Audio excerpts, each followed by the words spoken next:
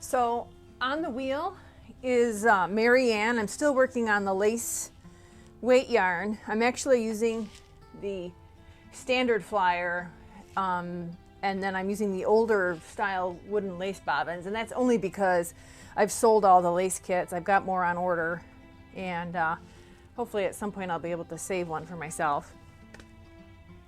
And this is Mary Ann's wool. I've only got this much left to go. Mary Ann has a really soft fleece, but I was always struggling to get anything more than a very short staple from her.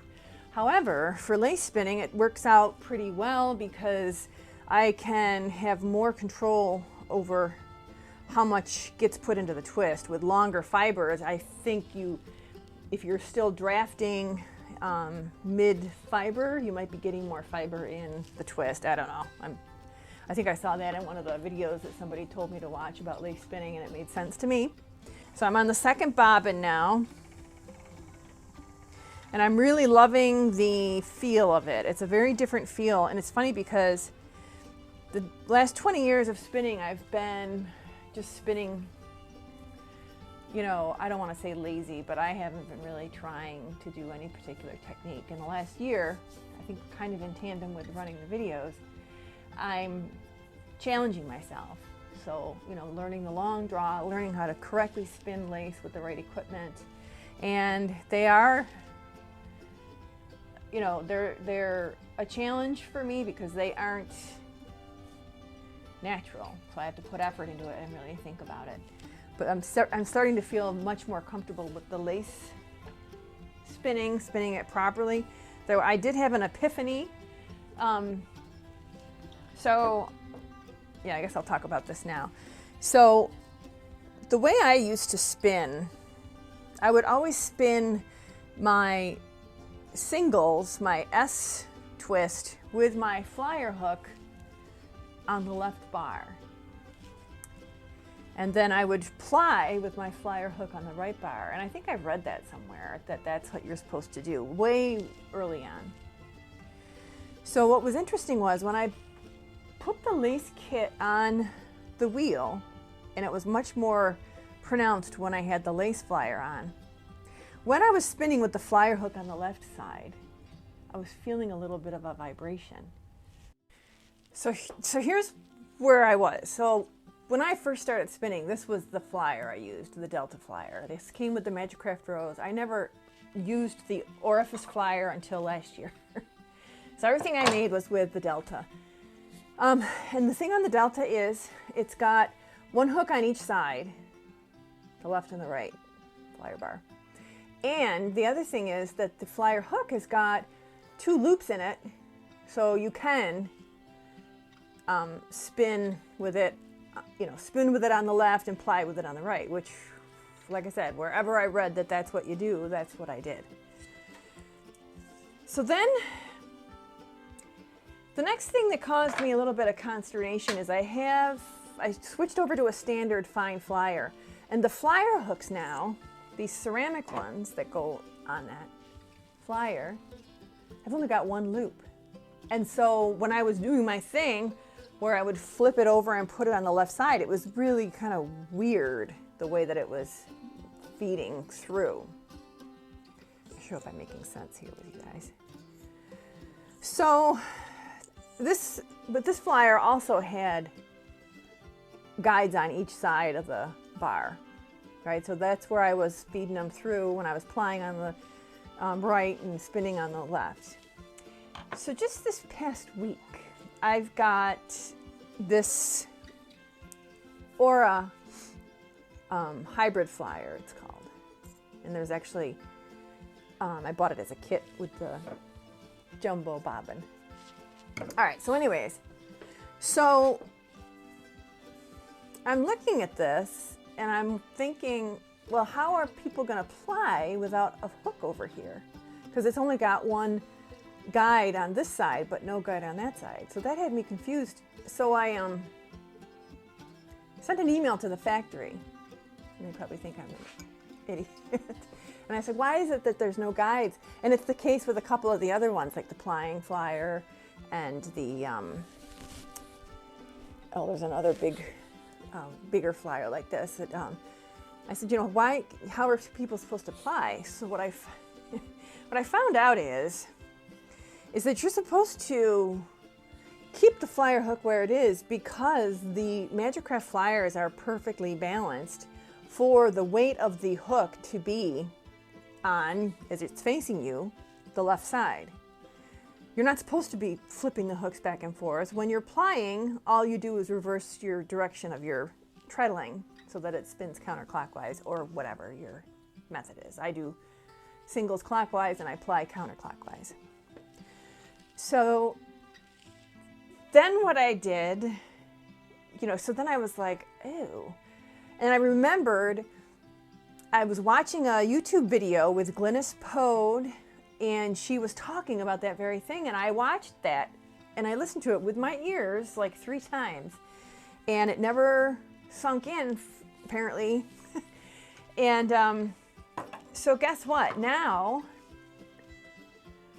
when I am spinning, I'm putting the flyer hook on the right-hand bar, which is not how I've done it before, and spinning, and it's like there is no vibration whatsoever. And I'm actually, that's even with the bigger, not the lace flyer. So I don't know if, I'd love to know if you guys knew this, that you're not supposed to be, you know, switching the flyer hook. So then I said, okay, well, why do you put guides on both sides? It's because when you're spinning lace, sometimes if you want to feed it through more than just one guide in order to reduce the pull so that you can apply more twist to the yarn. So what do you think about that? I mean, this was an epiphany. All right, so what I'm going to do now is I'm just going to go through each of the flyers that I have in inventory, just so you can sort of see how they've set up the hooks. And I'm going to set them with each of the bobbins. So this one is the wood one is going to be the jumbo bobbin, and the plastic is going to be the standard bobbin. And I just sold my last lace kit this morning, so I don't have the lace flyer to show you, which is even smaller than these, but just, I don't know, I'm feeling really humbled right now with, it's made me realize I really do need to start paying attention to tutorials and spinning videos and techniques and how things are done, because I feel kind of silly. Anyways, all right, so let's go to that. We'll do a quick little look at all the different flyers from Magicraft and how they match up with the bobbins. Okay, I've got my light box set up here. I figured this would probably be the easiest way to show everything. And it turns out I've only got a few flyers right now of the full assortment, so we'll just go through the ones I have in inventory just so we can get a real good look at them. This is called the Aura Hybrid Flyer. This is the flyer that comes with the Aura wheel. And it's got what they call this pigtail orifice, which allows you to either spin through the, use the delta as your guide, or you can also bypass the delta and just use this very large one if you're doing a big bulky yarn. And you can get different size hooks as a, you know, an accessory. All right, so that's the hybrid flyer. So you can use the standard bobbin with that. You can see that it fits. And the standard, like I said, is the black one for our purposes here. But it's really designed for the jumbo bobbin. And this is the wood one. So you can see the flyer is going to be able to rotate with the correct bobbin size. And this was the one that started me on that path of why would there not be a guide on the right hand side. All right, so we're going to set that up here. I just have the prices on there because this is what I use for like shows and stuff. And I have the picture, so I figured it'd be easier. All right, so here's the Delta flyer. And the Delta flyer is, you know, characterized by this bar rather than having something you have to feed through. It's really easy. I used it so much. Can you see that I wore a groove? A groove in that. That's just from 19 years of spinning. wool that still has a little bit of lanolin, because I don't wash all the lanolin out when I'm doing fleeces. But I digress. Okay. Interesting. They have a D120 here. 120 millimeters is this distance. And that's compared with the larger distance for the Aura hybrid flyer, which can accommodate the jumbo bobbin. All right, so obviously with the standard Delta, you're not going to be able to use the jumbo bobbin. It wouldn't be able to rotate, so that makes no sense. But the standard bobbin is very well suited. And if you like, you could also use your baby bobbin. So I just brought this one out here too. You can, they're just not optimized. So this would be another bobbin that you would want to use your lace flyer with. So yeah, guides on both sides. So this one is the standard E flyer, and also has the 120 millimeter flyer bar. But on the standard E flyer, it has the ceramic lined guides and the ceramic line flyer hook. So you've got a really nice low friction situation for spinning. And then the orifice has also got that ceramic liner. So this is called the standard E flyer. This is an upgrade to what you would get with your Magicraft Rose as standard, because it's got that E hook and also the guides. So then this flyer is what comes with your Rose.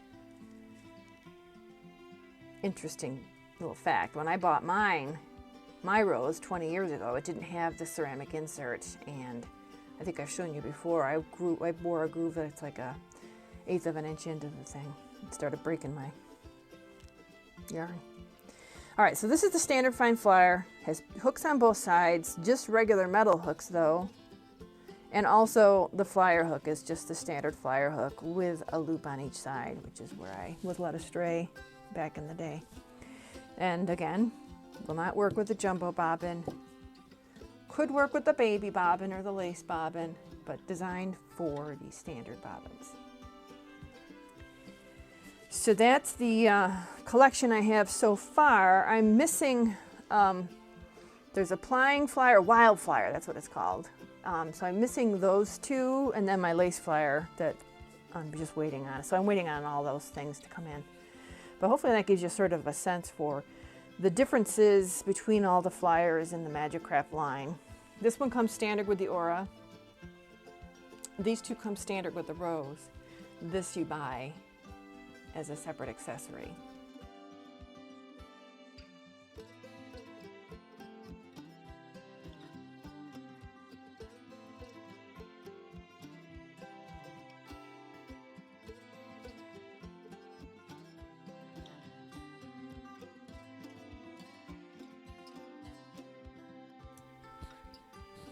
In this section of the video, I just spent a few minutes demonstrating the difference between having the flyer hook on the correct side versus the incorrect side, so you could see. It's actually more visual than it is oral in terms of noticing a difference, and it's pretty subtle, but when you're spinning, you can really feel it. So right now I'm spinning with the lace bobbin high-speed whirl, which is the fastest whirl, and I have it on the the smallest whirl, and a standard flyer. So that's the only variable here that's not optimized for the lace kit. And I don't know if you can hear it, but there's a low vibration. I'm feeling it as I'm spinning. Now what I'm going to do is put the flyer on the other bar, the proper one, and show you what that sounds like. So now the flyer's on the other bar, and there's a clattering sound, which is the bobbin, because it's loose on the shaft, so it sort of rattles a little bit. But that vibrating feeling is gone. I don't know if it sounds different. We'll find out. I have the flyer hook on the correct flyer rod for how it's optimized to minimize that vibration, and they do that at the factory.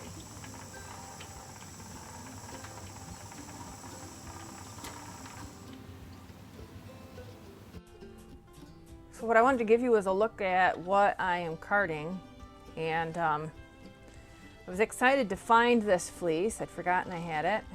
It's got a lot of like charcoaly dark gray as well as some lighter gray, and so I'm flicking this up. I applied to be in the Woolen Fiber Artists sale in March, and I don't have a lot of fiber up in the shop right now, and it seems like a lot of the people in that partake in that purchase are more interested in fiber to spin. So I'm not going to have fleeces for that sale, so I thought what I would do was try and get as much of this carded as I could. I have this available to offer. That is at the end of March, and I'll have more details as it draws closer. It's not, by our standards, it's not super fine. It's very fine. It's probably 25 microns or something like that. But it's not that real crimpy denseness, but it's very nice. So I have been working on this bin of it, and this is actually a 1 ounce amount right here. Just really pretty. All different shades of gray and stuff, and then the tips have a tiny bit of rustiness to them, some of them. So by the time this video airs, I'll probably have a couple ounces. And that's another thing I wanted to update you guys on is, since I sold my drum carder, I don't have one, so I'm not making bats any longer. I'm actually offering the wool just as flicked locks, and then you know, you can take them and do what you like, whether you want to spin from the lock or put them on your drum carder or comb them, blend them with other stuff. So this is different. It seems it's being received really well. So I'm trying to get them to 1 ounce increments. I went through a bunch of neck wool that I had flicked and I don't know what I was doing. It was just sort of sitting around. And so I listed that. A lot of that has already gone. But yeah, I'll get through this. This should yield, I don't know, 12 ounces of wool. So that's what I'm working on the carding table. Another thing I wanted to show you that is new to the shop. I have a friend who takes my feed bags, and she's made a little business out of sewing them, as well as a bunch of other farmers and pet owners' feed bags into these very nifty little market bags. So this is actually my feed bag that's been upcycled into this nifty little shopping bag, and it's sewn. She's done, like, you know, reinforced the handles and stuff. I have one of these. I use it for groceries, and I've had it for a couple years. Pretty rugged. So there's two types. One of them is our grain, and then this one is the mineral. So I put them up in the shop for $10 each, and actually if you just go right to my homepage right now, the banner ad, or whatever you want to call it, links directly to the collection of market bags. So if you wanted to treat yourself for a nice gift. So yeah, so 10 bucks. I know it takes her a long time because she's got to clean them and cut them, sew them. But yeah, I just wanted to show you that and see if you would be interested. I'm not sure why I'm jumping around so much today, but I wanted to just share this bit of footage with you. This is that fleece. I didn't like the view I gave you before, so I just wanted to give you a chance to take a nice long look at it and appreciate its beauty.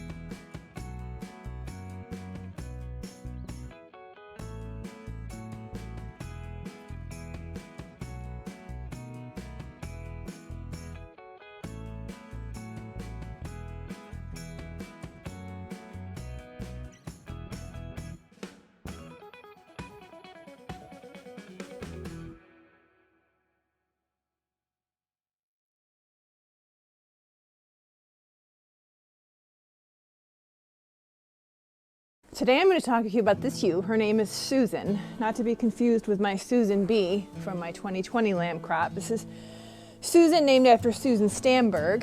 Come on. She is a Morit, although she's lightened up, and we'll talk about that a little bit when we look at her fleece. She's also got a marking. You can see she's got sort of this white blaze down her face. That's called a smerslet marking. And she doesn't have any spots on her body, so it's nice. Her fleece is all one color, but you get the little bit of flash on her face. She's out of Nitro and Georgiana. Nitro was a Morit ram. Georgiana was actually a Shayla, kind of a gray modified color. And we think that Susan has the modifier, which lightens the Morit to a fawn, but it's a solid fawn, not a fawn cat mugget. She's not one of the ones that really craves attention, but she's kind of a calmer ewe in the flock. Her AFD for last year was 25.3 with a standard deviation of 5.1. So her fleece last year was just above the threshold, but she's a 2018 ewe, so it was a 2-year fleece. Last year she gave us 2 lambs. A ram lamb we don't have on the farm any longer, and Adelina, who's a little gray cat mugget that is super friendly and has really nice soft wool.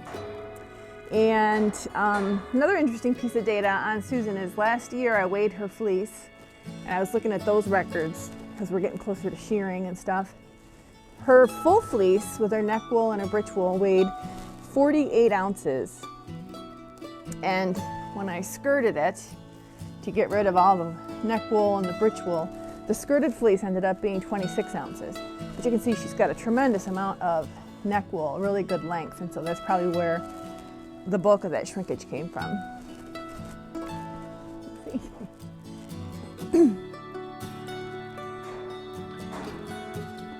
Just a really pretty ewe.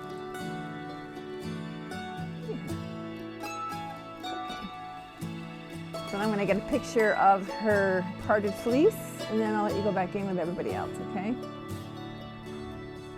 Let's take a look. So you can see a lot lighter than a typical Morit. She's probably not one of my ruin candidates because it doesn't seem like it's coming off all that easy.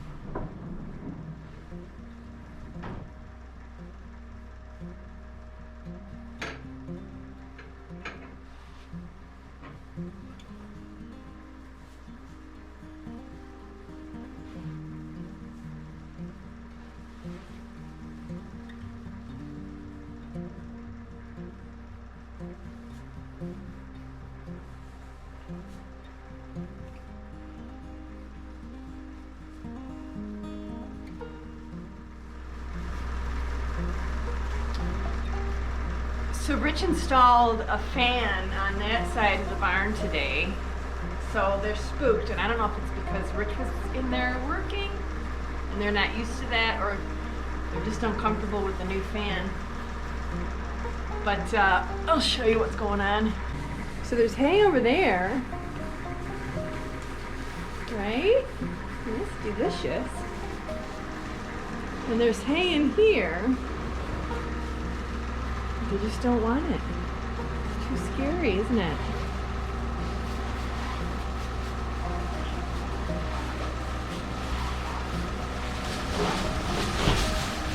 Oh my gosh.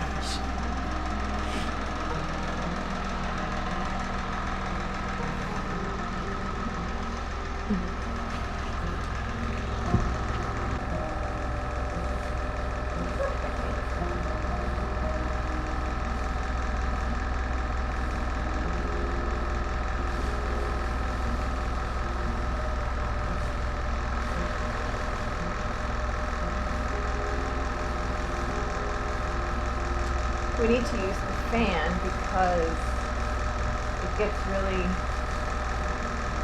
damp in here and the water condenses on the ceiling.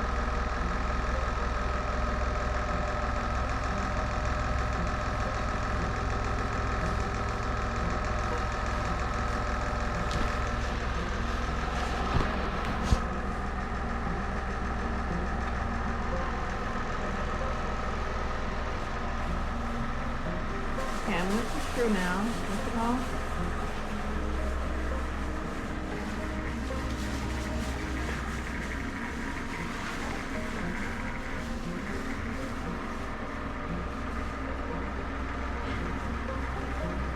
And a couple braid ones.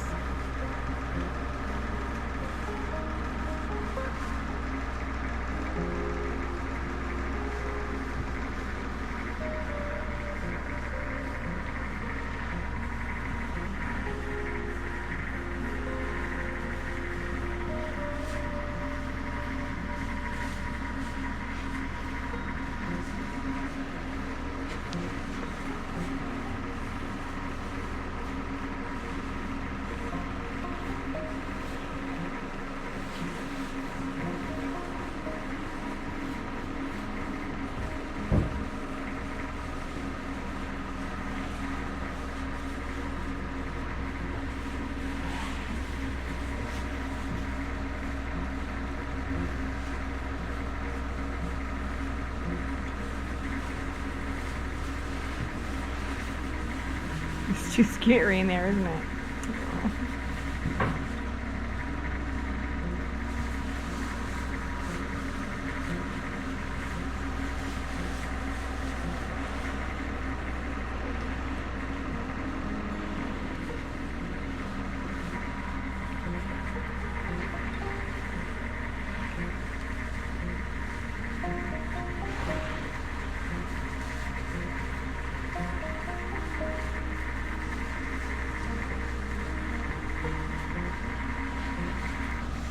Those are one of the wild ones.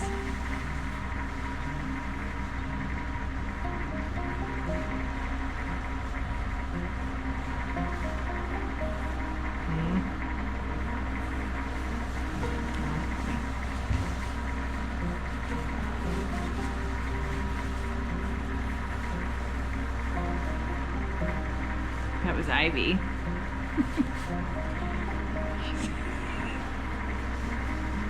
Tough little girl.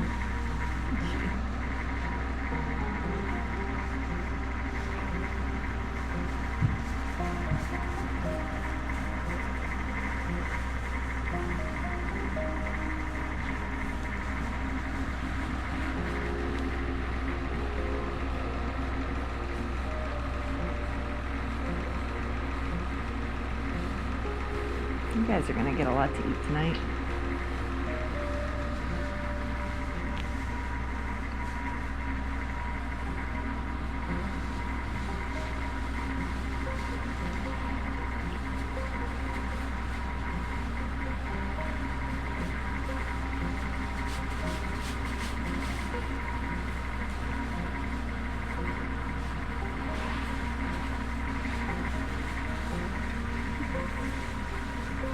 I love how Lucy always tosses her head when she does stuff.